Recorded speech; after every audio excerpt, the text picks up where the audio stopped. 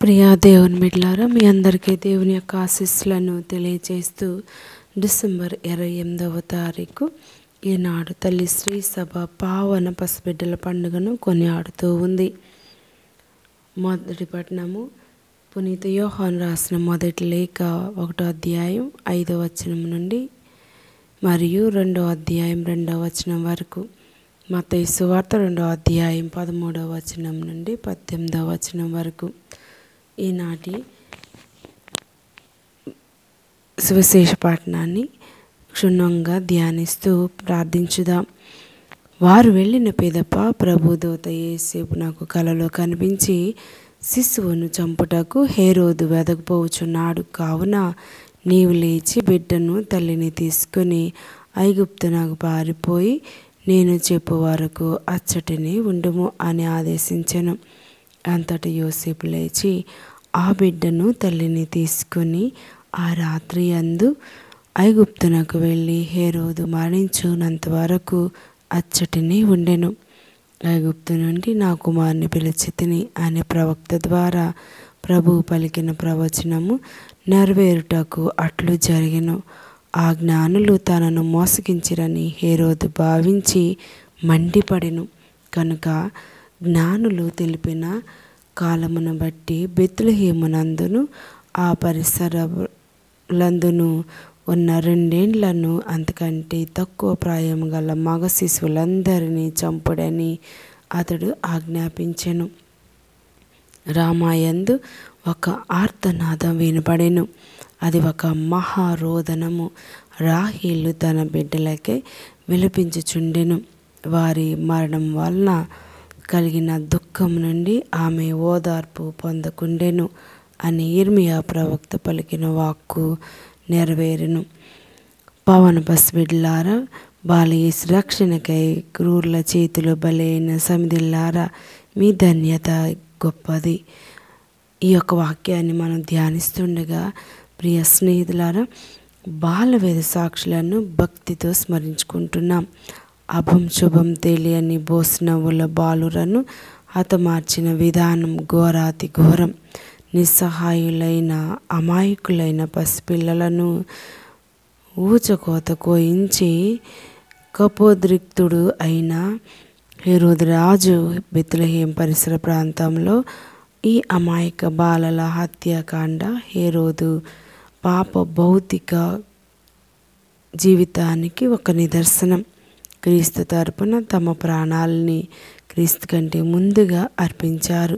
వ్యాకుల మాత కంటే ముందుగా వీరి తల్లులు తమ బిడ్డలను బలిగా అర్పించారు. అందుకే శ్రీసభ బాలవేద సాక్షులను పీఠం దగ్గర వత్తాసు చేసే బాలలకి బాలక పునీతులుగా ప్రకటించింది. దేవునిలో ఉన్న వెలుగుకు సాక్షులైనట్లే మనం కూడా ఆ వెలుగులో జీవించాలి అని, క్రీస్తు మన పాప విమోచకుడు అని మనం మనలను మనం సమర్పించుకోవాలి. బాలయేసు నిమిత్తమై తమ ప్రాణము తాను కోల్పోయిన పసిబిడ్డలను తిరుసభ ఈరోజు స్మరించుకొంచున్నది. నేటి ప్రపంచంలో ఎందరో పసిబిడ్డలు అమాయకులు, నిస్సహాయకులు, దుష్ట దౌర్జన్యమునకు, లింగ వివక్షకు గురి కావడం, ప్రాణాలు పోగొట్టుకోవడం ప్రస్తుత సమాజంలో సహజమైపోయింది. పసిబిడ్డలను సమాజం సంరక్షించాలి. పసిబిడ్డల అమాయక హృదయ ఆక్రందనలు మనం వినాలి, వారిని ప్రేమించాలి, ఆదరించాలి. క్రీస్తుకు బదులుగా ప్రాణం పెట్టిన పసి హృదయాలు, ఈ యొక్క అంశాన్ని మనం ధ్యానిస్తూ ఉండగా హేరోదు క్రూరత్వానికి మరో పేరు. నిరంకుశ పాలకుడు తన సొంత కుటుంబ సభ్యులను, భార్యను, పిల్లలను, సోదరి ఇరువురు భర్తలను చంపిన కిరాతకుడు. అతని క్రూరత్వాన్ని మత్తయి సువార్త 2వ అధ్యాయం 1వ వచనం నుండి 15వ వచనంలో చూడవచ్చు. జ్ఞానులు యూదుల రాజుగా జన్మించిన శిశువు ఎక్కడ? మత్తయి సువార్త 2వ అధ్యాయం 2వ వచనం అని అడిగినప్పుడు హేరోదు ఎంతగానో కలత చెందాడు.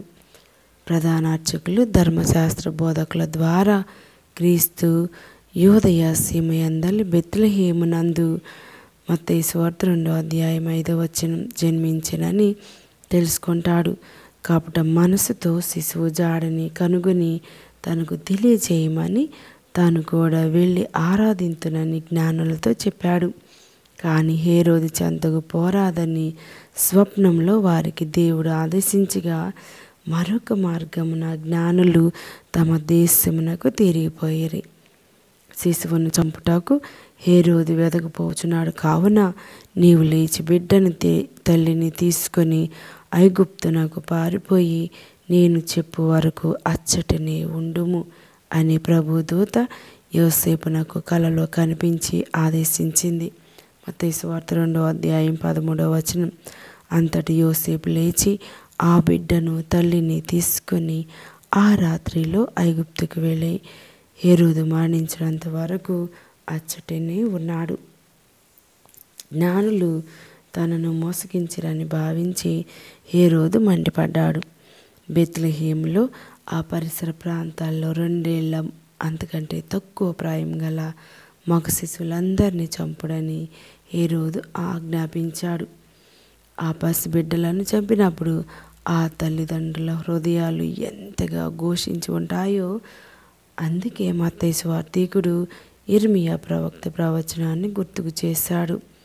రామాయందు ఒక ఆర్తనాదం వినపడెను. అది ఒక మహారోదనం.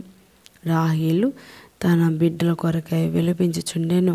వారి మరణం వలన కలిగిన దుఃఖం నుండి ఆమె ఓదార్పు పొందకుండెను. రాహేలు ఇజ్రాయేలు అని పిలువబడే యాకోబు భార్య. అసీరియన్లు ఇజ్రాయేలు ప్రజలను బానిసలుగా కొనిపోయినప్పుడు రాహేలు తన బిడ్డల కొరకు విలపించినని సూచిస్తుంది. పావన బిడ్డలు క్రీస్తు పోలికలో ఉన్నారు కాబట్టి వారు చంపబడినారు. మనం క్రీస్తుకు ఎంత దగ్గరగా పోలి ఉన్నాము? ఆధ్యాత్మికంగా మనం క్రీస్తులా కనిపిస్తున్నామా? మనలోని క్రీస్తును ఎలా గుర్తిస్తారు? మన మాటల్లో, చేతల్లో, సేవలో, ప్రేమలో క్రీస్తును చూడగలమా? మన కాలంలో కూడా పసిబిడ్డలు ఎన్నో బాధలను అనుభవిస్తూ ఉన్నారు. గర్భస్రావాలు, బాల కార్మికులు, పసిపిల్లలపై లైంగిక వేధింపులు మొదలైన దుష్ట శక్తుల సమాజంలో పెట్టిరేగిపోతూ ఉన్నాయి. ఎంతోమంది పసిపిల్లలు దుష్ట కార్యాలు బలైపోతూ ఉన్నారు. బాల్యేసును ప్రేమించి ఆరాధించాలంటే, శిశువే సాక్షులను గౌరవించాలంటే పిల్లలు తల్లిదండ్రులను, పెద్దలకు విధేయులై గౌరవపూర్వకంగా ఉండాలి. ప్రియమైన దేవుడు మన యొక్క పసిబిడ్డలందరినీ దీవించి ఆశీర్వదించి వారికి మంచి సంరక్షణ కలుగజేయుదురుగాక. ఆమేన్. పితా, పుత్ర, పవిత్ర ఆత్మ నామమున ఆమేన్.